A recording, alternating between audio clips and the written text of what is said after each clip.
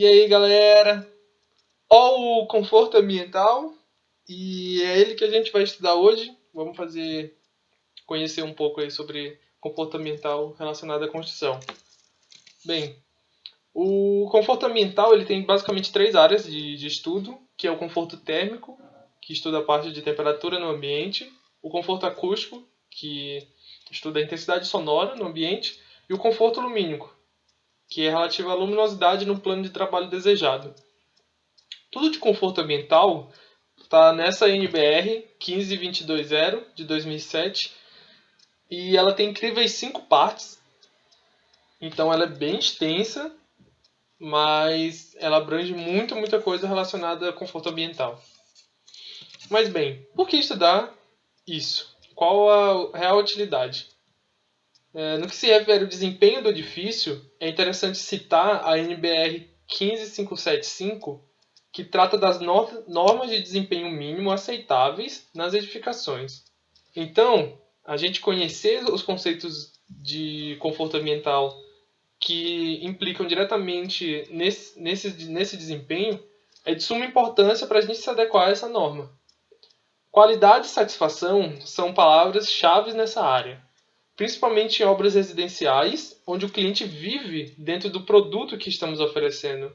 Então, esse estudo é um diferencial na hora de vender o seu empreendimento. Por fim, a abordagem qualitativa e quantitativa reflete algumas características dessa área da engenharia. Entretanto, vamos nos concentrar na abordagem qualitativa nesse curso. Tópicos principais de conforto térmico. Características térmicas dos materiais.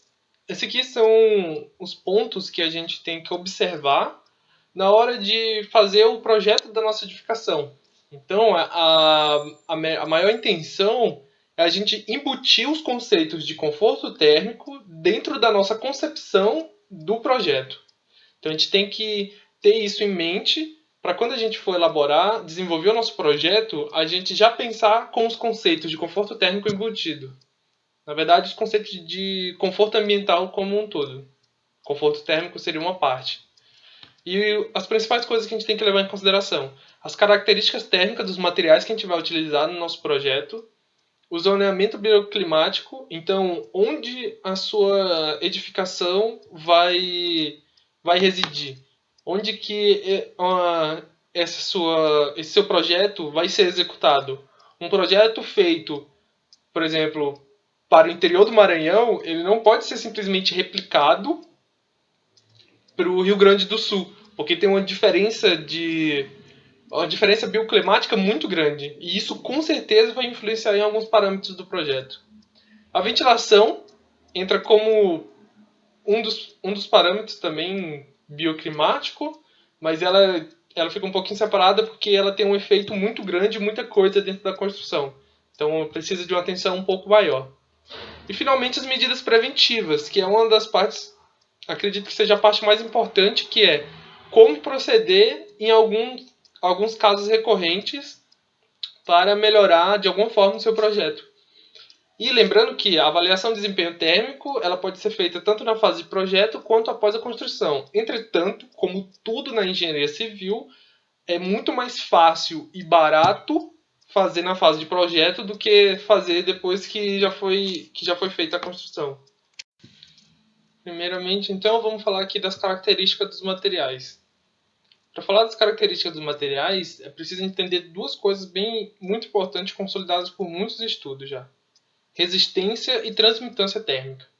Resistência térmica ela é muito parecida com aquela resistência elétrica que a gente viu, e cada camada de material possui uma resistência, e a gente tem que fazer uma combinação adequada para ter uma resistência equivalente final do elemento, seja ele lá qual for o elemento que a gente está estudando. E a transmitância térmica seria o inverso da resistência. Então, se você calculou a resistência, o símbolo da resistência térmica é R. Então, a transmitância, que é U, seria 1 sobre R, o inverso.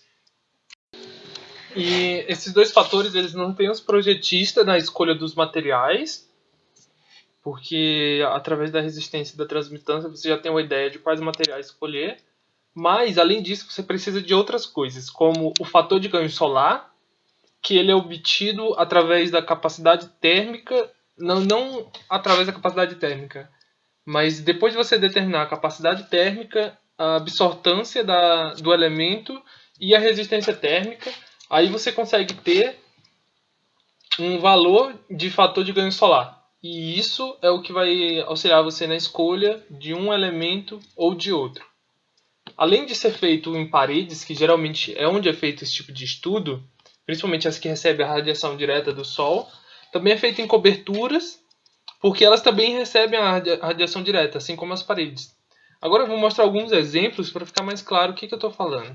Então vamos lá. Primeiro, olhar para alguns tipos de blocos, dependendo da largura dele, a gente já consegue ter algumas características da parede, como a largura da parede.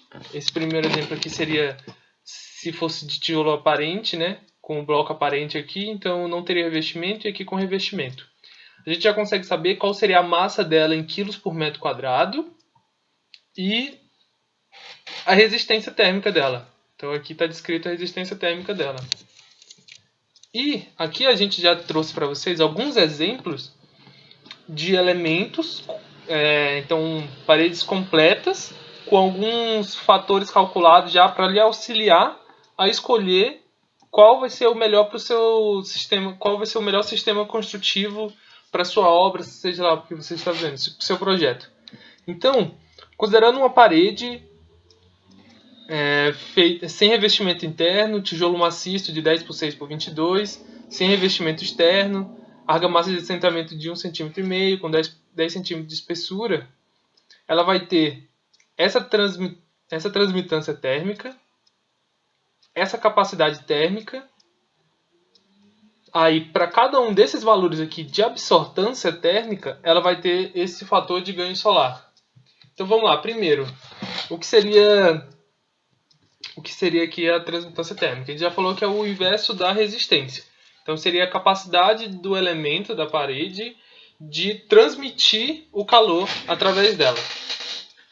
Aqui a capacidade térmica é basicamente a capacidade, a característica que mede, a grandeza que mede a capacidade da parede de guardar calor. Então, isso aqui é um fator muito importante, como por exemplo, em um lugar onde tem uma variação de temperatura muito brusca durante o dia, como por exemplo São Carlos. São Carlos tem um período que de manhã é frio, à tarde é muito, muito quente e à noite é muito frio. Então é interessante utilizar elementos que tenham uma capacidade térmica alta, porque durante a tarde ela vai guardar calor e à noite, quando está frio, a parede vai devolver o calor para o ambiente. Então ela vai deixar o ambiente um pouquinho mais quentinho, um pouco mais agradável. Aí, por exemplo, voltando, se a gente utilizar um elemento com a capacidade térmica muito alta lá no interior do Maranhão, à noite vai ficar insuportável, porque durante a tarde ela vai absorver calor e à noite, que já é quente, a parede ainda vai contribuir ainda mais com o calor que ela absorveu durante a tarde. Então esse é o tipo de coisa que o conforto ambiental ele pode lhe auxiliar na escolha dos seus materiais. A absortância, que é esse alfa aqui, ele tem a ver com a cor externa do seu elemento. Então quanto mais clara a sua cor, menor a absortância. Quer dizer que ele vai absorver menos calor. E quanto mais escuro, maior vai ser a absortância. Então, se você quer uma absortância muito, muito baixa, pinta o exterior de branco ou de alguma cor muito clara. Porque assim, esse elemento ele vai refletir a maior parte da energia que vai chegar nele. Agora, se você pintar de preto, esse elemento ele vai absorver praticamente toda a energia que incidir em cima dele.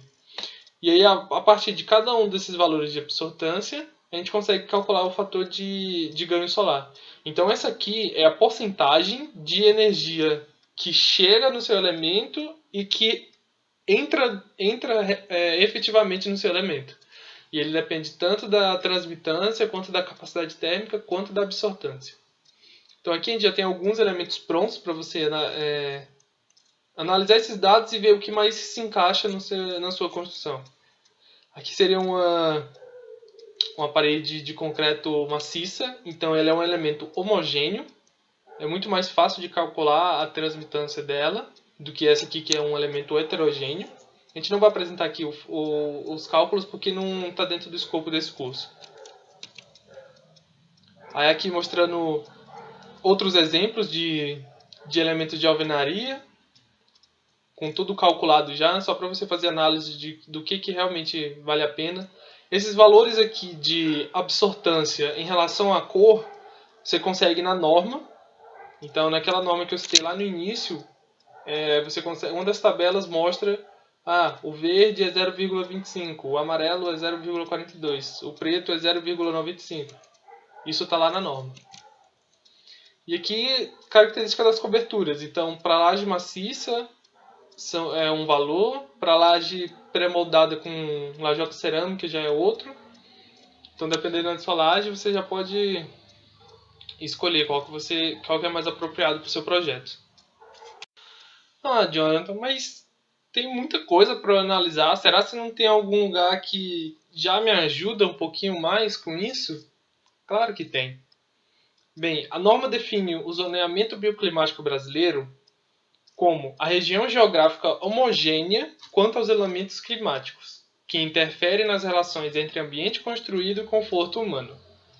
Então, ele separou o nosso país em 8 partes, com zonas com características climáticas bem parecidas. E para cada uma dessas zonas, formulou um conjunto de recomendações que otimiza o desempenho térmico. Então, ele dividiu as partes que são parecidas quanto ao clima, e aí para cada uma delas disse, aqui você pode fazer isso que vai melhorar o teu projeto, aqui tu tem que ter cuidado com isso. Aqui a gente vai ver aqui a divisão. Então, essa aqui é a divisão das zonas que tem um clima parecido. Não é muito bonitinho. Lembrando, está lá na norma isso, na parte 3. E a norma ela disponibiliza algumas estratégias que devem ser tomadas para algumas cidades do país. Aí a gente foi lá e procurou São Carlos. Então, São Carlos, que está em São Paulo, cidade de São Carlos, é preciso adotar as estratégias B, C, D, F e I. E ela está localizada na zona 4. Mas tá. Jonathan, o que são essas estratégias aqui? Vamos ver. Para cada estratégia lá, tem uma dica, vamos dizer assim, do que você deve tomar cuidado.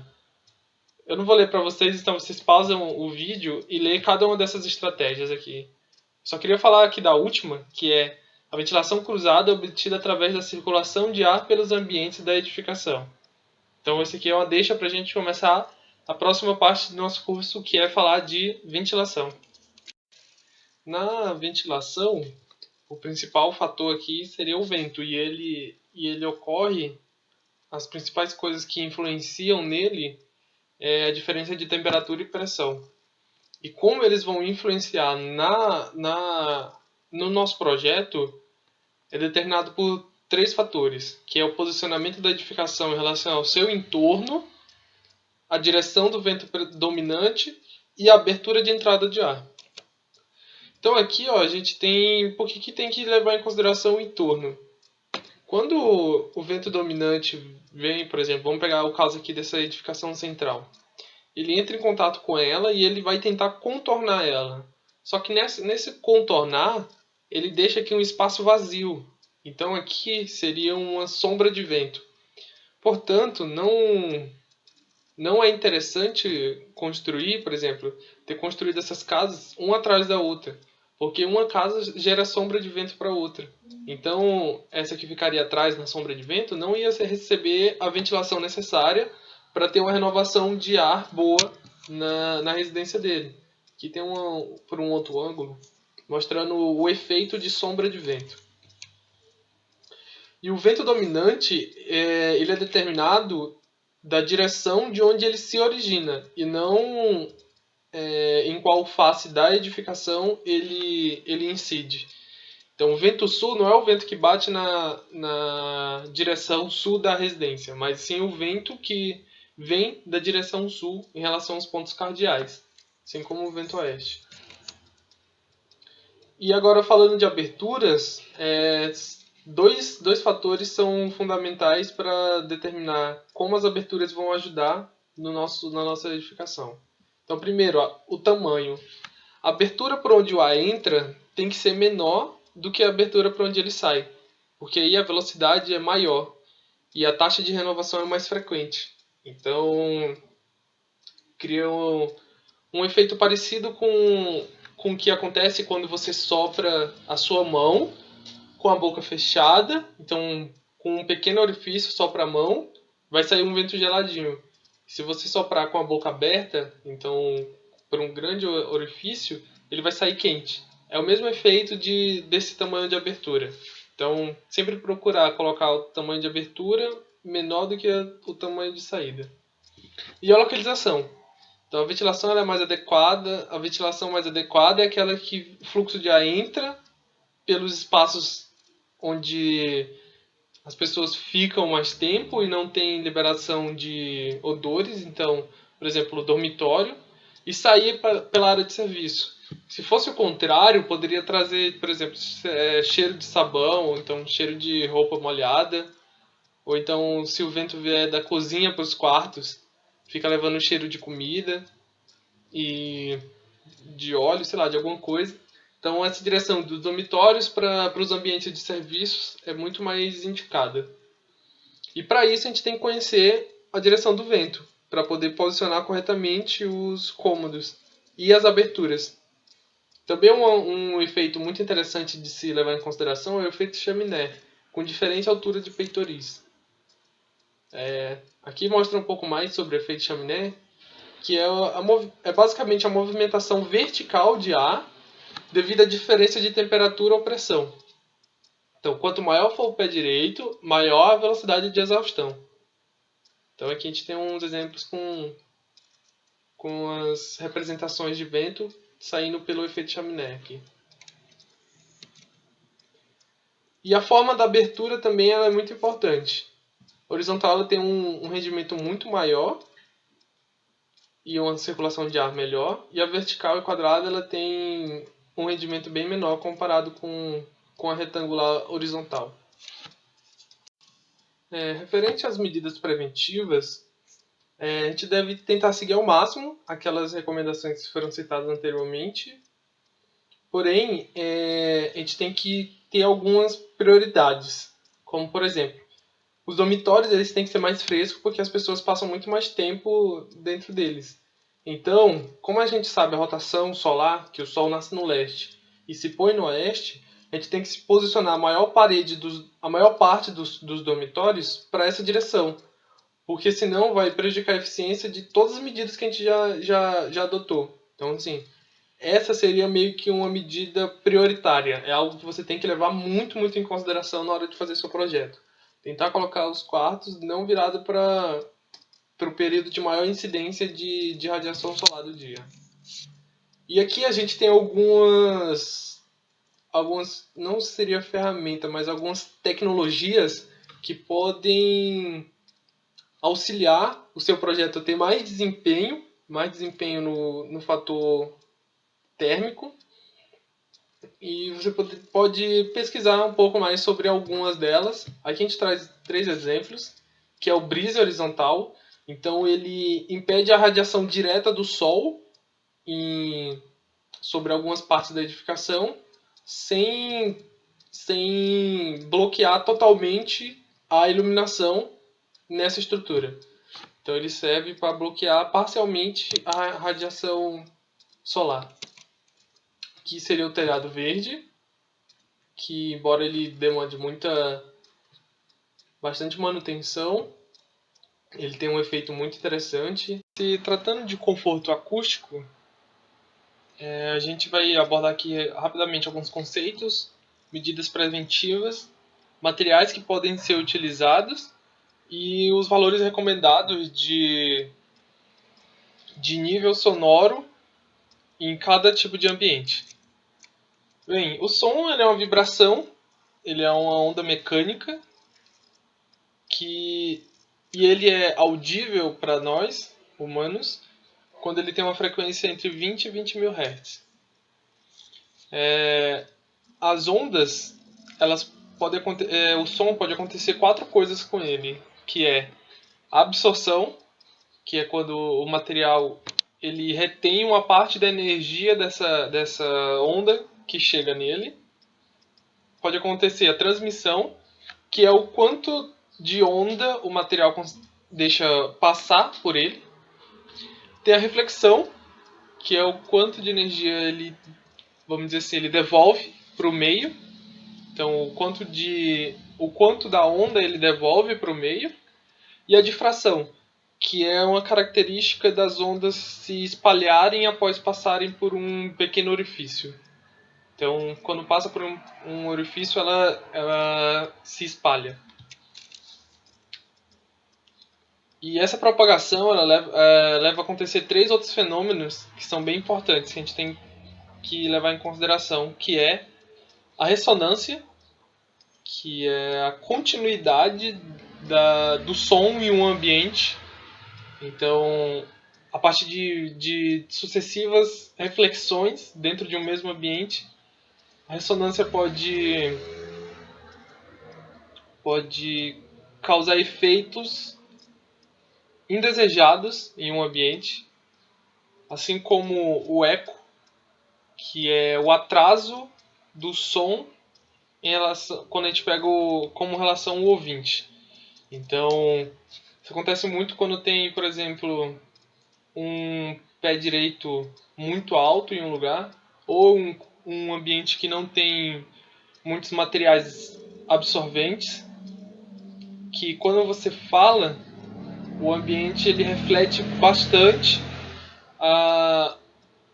o som que você emitiu. Então você escuta ele por 2 meios, que é você falando e o som que o ambiente refletiu para você. E aí essa diferença de tempo entre escutar pela sua boca e pelo refletido dá essa sensação que a gente chama de eco. E a dispersão é uma forma de reflexão onde ela tende a refletir para várias direções. Então isso geralmente acontece quando o som incide sobre uma superfície muito irregular. Acontece essa dispersão do som. E agora os fatores que influenciam na propagação sonora é basicamente o vento, a topografia do lugar e a posição onde está instalada o ambiente que deseja se estudar. A gente tem que procurar produzir ou aproveitar barreiras, porque como o som é uma onda sonora, ele precisa de um meio para se propagar. Então, um outro meio físico pode diminuir ou intensificar, se essa for a intenção, a propagação do som. E as barreiras, existem muitos tipos de barreiras naturais, como por exemplo árvores, que funcionam bem como um isolante acústico, mas uma intervenção um pouco mais drástica precisa de uso de materiais específicos para reduzir ou aumentar a incidência sonora naquele local. Aqui a gente tem um exemplo de funcionamento de um tipo de material que a gente chama de massa-mola-massa. Como, por exemplo, instalar um material isolante acústico na parte oca de uma parede de gesso ou de madeira, diminui bastante a transmissão dos ruídos de um local para outro. Então, por exemplo, aqui a gente tem um exemplo de quando era só o ar, a transmissão de ruídos continuava bastante semelhante. E se inserir lã mineral, a transmissão do ruído diminui bastante. Então, a parte que passa para o ambiente desejado é muito menor quando a gente coloca esse material que é isolante acústico. E cada material ele tem um coeficiente de absorção que vai de 0 a 1. E eles podem ser porosos, painéis ou ressoadores. Depende da finalidade que você quer que ele tenha. Então, os porosos são muito isolante acústico. Os painéis eles servem bastante para melhorar a reflexão do som. E os ressoadores, que eles têm a intenção justamente de aumentar a ressonância no ambiente. Então eles procuram manter o som mais tempo no ambiente. por fim, aqui a gente tem uma tabelinha que mostra o nível de ruído adequado, sugerido para cada tipo de ambiente. E isso aqui deve ser respeitado, porque isso aqui é normatizado, essa norma 10152. Portanto, a gente deve respeitar esses valores de ruídos em cada um desses tipos de ambientes. E, finalmente, sobre conforto lumínico, é importante frisar que o desempenho das atividades está diretamente relacionado com a percepção visual dos objetos que estão sendo trabalhados. Então, por exemplo, numa linha de produção, que você tem que fazer a montagem de 2 placas, por exemplo, fazer a soldagem de 2 peças. Se você não enxergar direito as 2 peças, você pode acabar fazendo a montagem errada, uma soldagem errada. E isso pode se aplicar a todo o ambiente de trabalho. A iluminação do ambiente de trabalho, ela afeta diretamente como você se sente, como você vai produzir naquele local. Então, controlar e não exagerar, então não pode nem ser um local muito iluminado e nem pouco, é algo muito importante para a qualidade de vida de trabalho de uma pessoa. A unidade de iluminamento, que é adotada pelo Sistema Internacional de Unidades, é o Lux. E isso vai ser importante porque aqui a gente traz alguns níveis de iluminação no plano de trabalho recomendado para cada tipo de atividade. Então, por exemplo, tarefas visuais exigentes com pequenos detalhes. Você tem que ter de 1000 a 1500 lux para que as pessoas consigam desempenhar essas atividades de maneira adequada. E aqui a gente traz várias atividades e vários exemplos para ficar mais fácil. E o interessante é você tentar aproveitar ao máximo da iluminação natural que chega pra gente, claro, levando em consideração que geralmente a utilização da iluminação natural acarreta na maior entrada de calor, então você tem que fazer um balanceamento entre o conforto térmico e o conforto lumínico. Mas para a iluminação artificial, é muito importante a gente levar em consideração que existem basicamente 3 tipos de iluminação artificial disponível para a gente, que seriam as lâmpadas incandescentes, fluorescentes e de LED. E aqui tem uma comparaçãozinha básica de alguns fatores entre eles 3. E de longe a de LED é o que tem muito mais eficiência, muito menos consumo de energia e menos emissão de calor.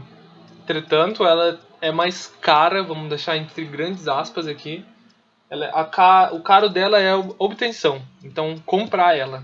Mas em um período nem tão longo, ela se paga muito mais rápido em comparação com principalmente com a incandescente, mas também em relação à fluorescente. Bem, galera, esse foi o nosso pequeníssimo curso de conforto ambiental. Espero ter ajudado vocês aí com alguns pontos. E é isso. Eu sou o Jonathan Henrique, gerente de projetos da Edificar Júnior, e até mais.